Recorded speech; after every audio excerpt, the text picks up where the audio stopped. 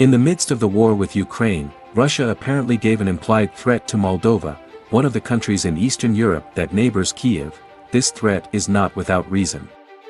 Russian Foreign Minister Sergei Lavrov said one of the former Soviet republics was under threat because of its desire to join the European Union, EU. Lavrov's statement was delivered at a ministerial-level conference held by the Organization for Security and Cooperation in Europe, OSCE, the largest regional security organization in the world. At the end of last November, the Kozak Memorandum, which was supposed to resolve the situation in Moldova 20 years ago, was one of the failed attempts to resolve acute problems on our continent based on OSCE principles, said Lavrov, quoted by Newsweek. At that time, NATO and the European Union's Brussels accidentally torpedoed the document. In fact, Moldova was destined to become the next victim in the hybrid war against Russia waged by the West. Meanwhile, Moldova's foreign ministry condemned Lavrov's comments, calling Russia's invasion of Ukraine brutal and saying that Moldova has felt all the destabilization efforts that Russia has made against us.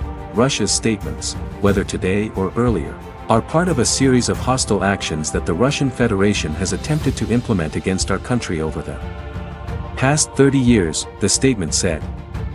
Fortunately, partner countries in the West have been on our side and helped us successfully overcome these threats.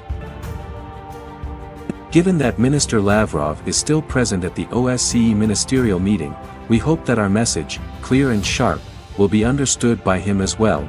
The Republic of Moldova is, irreversibly, heading towards Europe, and today, more than ever, we urge a fresh and unconditional Russian troops from our territory. In June 2022, the European Union, EU, and its member states gave full support to Moldova and granted candidate status. That support was reaffirmed in March this year, with the EU and its members pledging to continue providing security and economic support to Moldova while it awaits a path to accession. Meanwhile, the Kozak Memorandum was a 2003 plan, proposed by Russia, that sought to resolve relations between Moldova and Transnistria, a separatist region that broke away from Moldova in 1990. The memorandum was ultimately rejected by Vladimir Varnin, then Moldova's president. On November 24, Russian officials criticized Moldova's parliament and threatened retaliation after the country decided to join EU sanctions against Russia in connection with the war in Ukraine. Moldova's move is part of efforts to change the law so the country can apply to join the EU.